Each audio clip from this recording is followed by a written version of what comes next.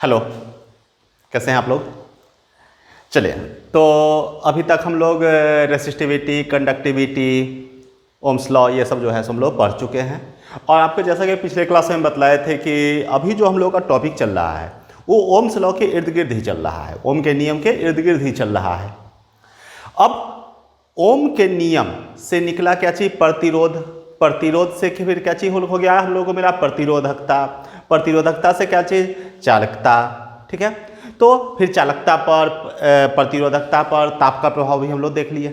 ठीक है, ओम का नियम क्या चीज़ कहता है कि कोई भी कंडक्टर के सिरों के बीच का जो विभवांतर होता है वो समानुपाती होता है उससे प्रवाहित हो रही धारा का, यानी कि उससे प्रवाहित हो रही धारा जो होता है सो सिरों के बीच के विभवांतर का समानुपाती होता है। और V = IR हम लोग को और फॉर्मूला मिला था, जहाँ पर R क्या है?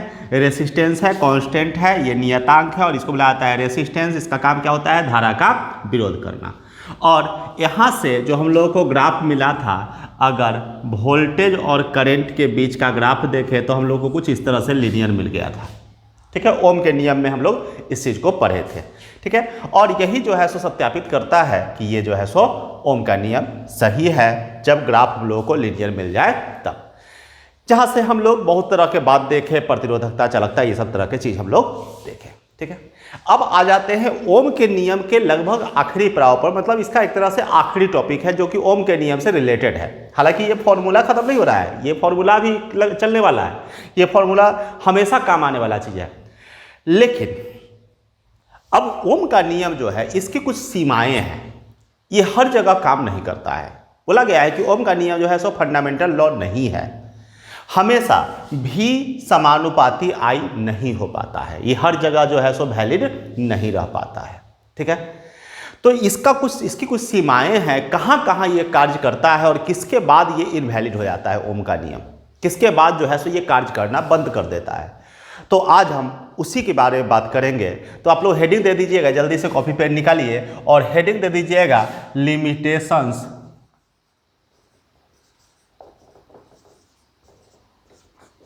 Of Ohm's law.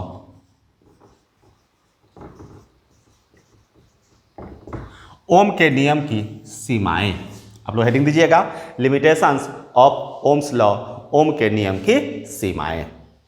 ठीक है, अब लिमिटेशन क्या अर्थ क्या हुआ? जब भी ये ग्राफ हम लोगों को नहीं मिलेगा, जब ये ग्राफ हम लोगों को नहीं मिलेगा तब तक समझिए कि ओम का नियम का यहाँ पर लिमिटेशन आ गया, सीमा आ गया।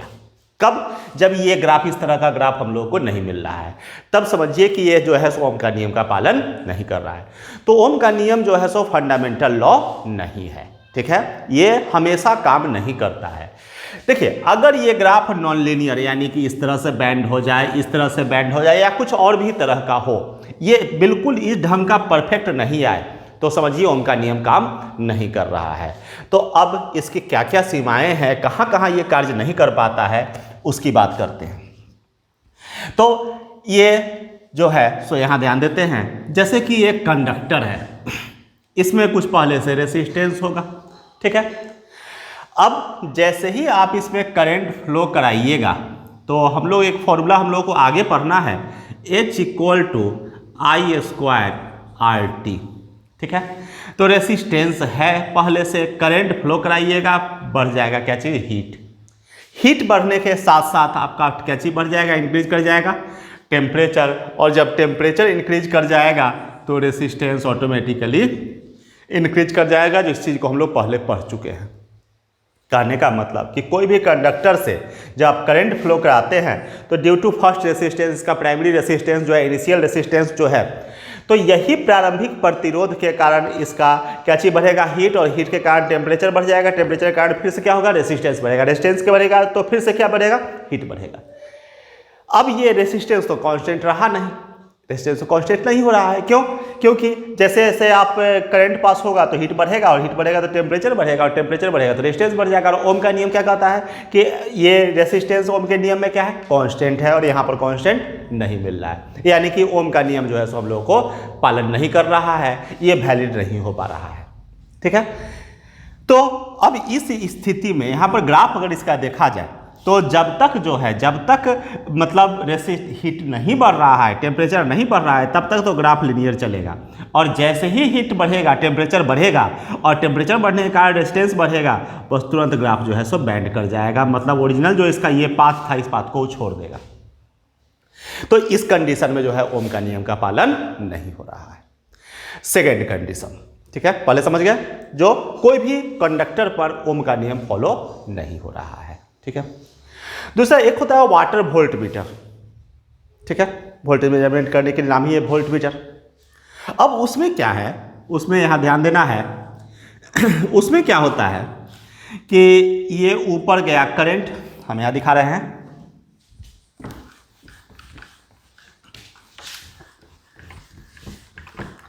सबको हम एक साथ लिखेंगे और एक साथ हिंदी में लिखाएंगे।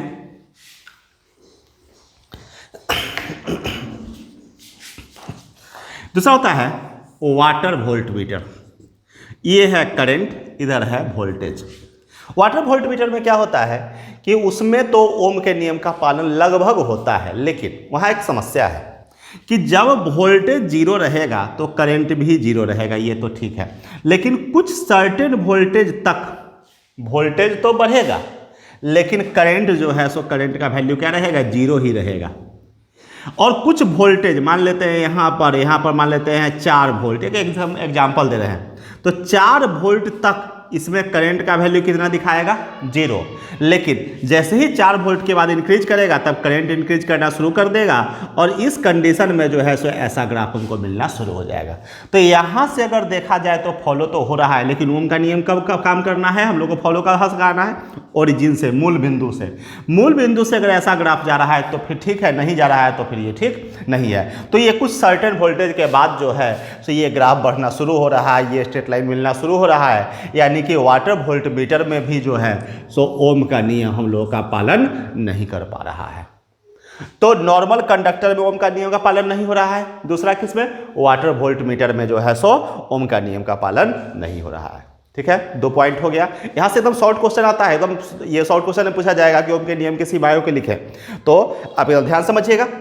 अब तीसरा कंडीशन आ रहा है, तीसरा कंडीशन कहां पर है, सो यहां ध्यान देते हैं। देखिए, semi conductor device, semi conductor में जो है उसका ग्राफ, उसमें इधर चला गया वोल्टेज और इधर चला गया करंट। उसमें जो होता है सो जैसे जैसे वोल्टेज इंक्रीज होगा हल्का करंट इंक्रीज करेगा, नहीं तो जीरो ही रहेगा, और कुछ समय के बाद कुछ करंट जो है सो इस तरह का ग्राफ बनाता है, यानी कि सेमी कंडक्टर में भी जो है सो ओम के नियम का पालन नहीं कर रहा है। तो 3 हो गया। तो कंडक्टर में ओम के नियम का पालन नहीं हुआ, नॉर्मल कंडक्टर में, वाटर वोल्ट मीटर में ओम के नियम का पालन नहीं हुआ। तीसरा कंडीशन किसमें, जो सेमी कंडक्टर में ओम के नियम का पालन नहीं हुआ। 3 कंडीशन हम लोग समझ गए। अब चौथा कंडीशन कहाँ फॉलो नहीं होगा, इसको समझते हैं। कुछ एक कंपाउंड, ठीक है, कुछ एक कंपाउंड है, खास करके गैलियम और आर्सेनिक, ये जो है सो ये सेमी कंडक्टर में इसका इस्तेमाल होता है, कुछ क्या बोलते हैं एलईडी सब के लिए। तो यहाँ पर भी जो है, यहाँ पर क्या होता है, कुछ इस तरह का ग्राफ जाता है कि पहले तो भाई बढ़ेगा, ठीक है, वहाँ तो सही है, और कुछ खास करंट के बाद उसका करंट का वैल्यू गिरने लगता है, यानी कि इस जगह पर भी ये ओम का नियम का पालन नहीं होता है। तो 4 पॉइंट हम लोग समझ गए। कंडक्टर में, पहला कंडक्टर में ओम के नियम का पालन नहीं हो रहा है। दूसरा पॉइंट किसमें, वाटर वोल्ट मीटर में ओम के नियम का पालन नहीं होता है। तीसरा किसमें, जो सेमी कंडक्टर में ओम का नियम का पालन नहीं होता है। और चौथा किसमें, जो कुछ कंपाउंड है वहाँ पर ओम के नियम का पालन नहीं होता है, ठीक है। तो फिर ये चारों पॉइंट को लिखते हैं और उसको फिर हम हिंदी में आप लोगों को लिखाएंगे।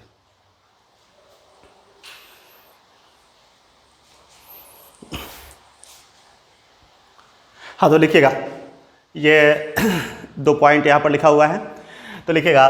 सबसे पहले देखिए क्या बतलाए हैं कि ओम का नियम जो है सो ये हर जगह वैलिड नहीं है। जब हर जगह वैलिड नहीं है, इसका मतलब ये फंडामेंटल लॉ नहीं है।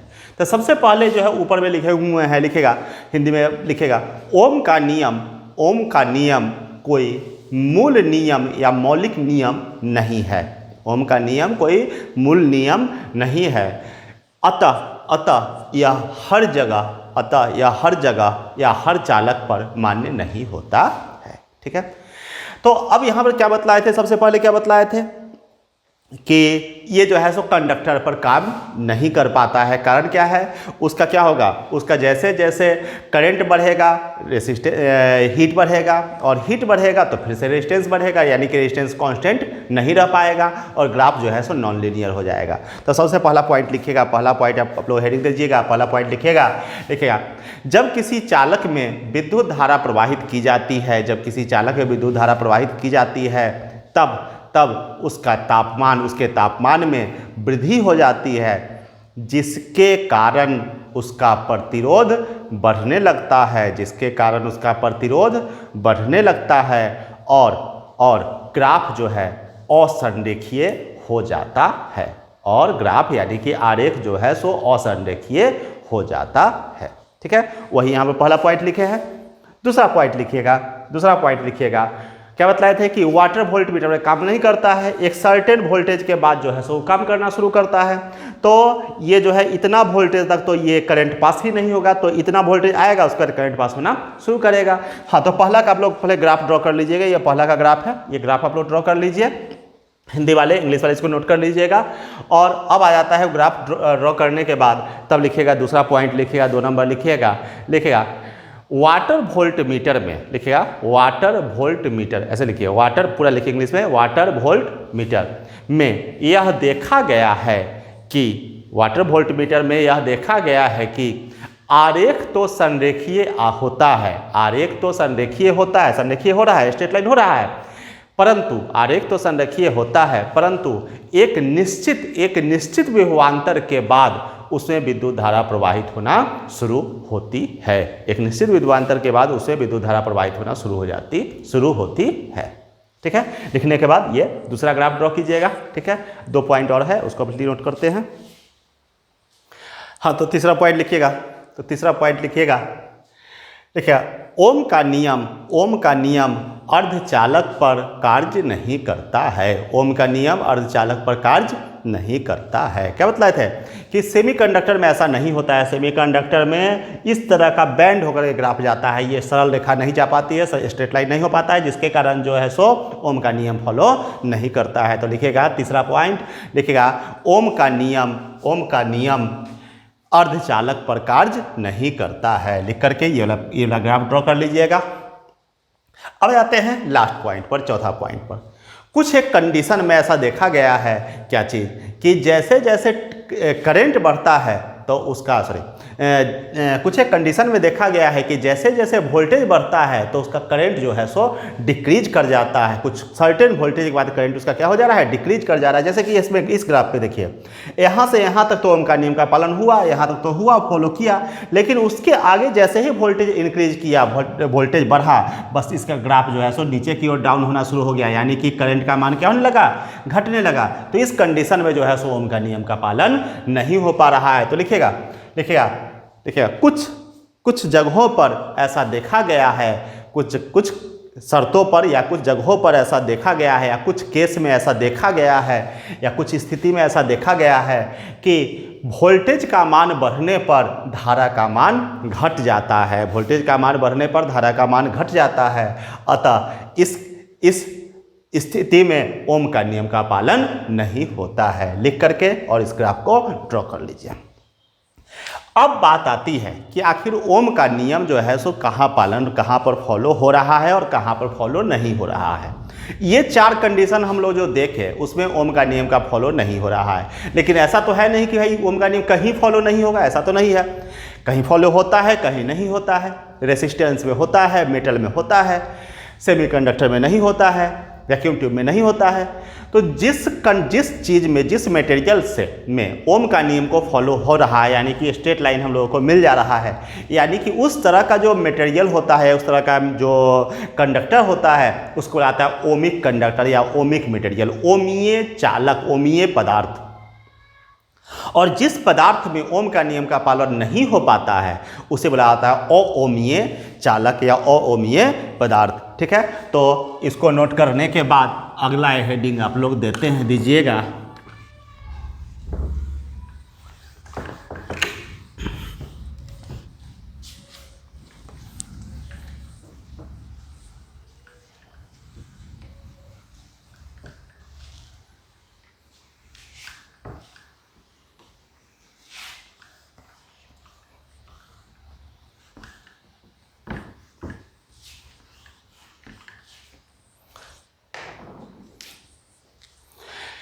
तो हेडिंग दीजिएगा ohmic and non ohmic conductor material लिखिए सबसे अच्छा।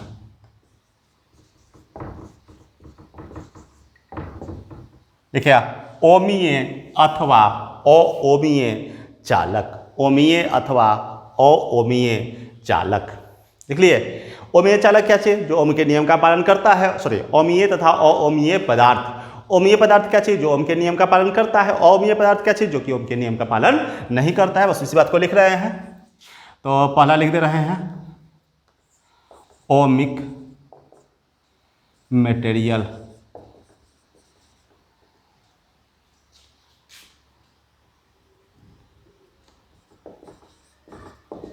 ओमीय पदार्थ।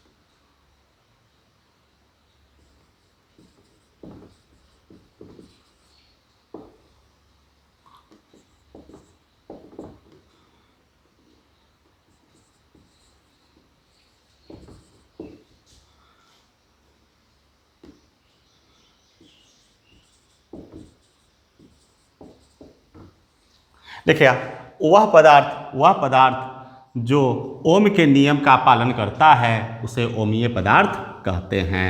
अगला हेडिंग दीजिएगा नॉन ओमिक मटेरियल, अओमीय पदार्थ।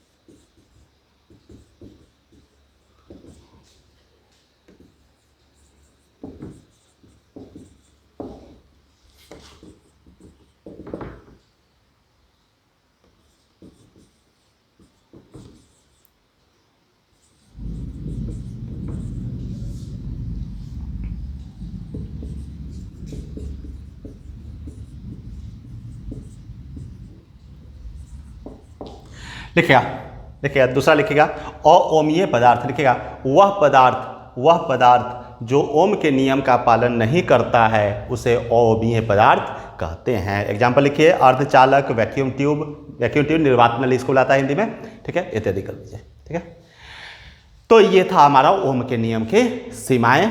ठीक है, अब जो होगा सो हम लोग पढ़ेंगे रेसिस्टर के बारे में, प्रतिरोध के बारे में। प्रतिरोध जो एक डिवाइस होता है उसके बारे में पढ़ेंगे, उसका कलर कोड हम लोगों को पढ़ना है, जो कि होगा अगले क्लास में, ठीक है, अगले वीडियो में मिलते हैं हम तो अगले क्लास में।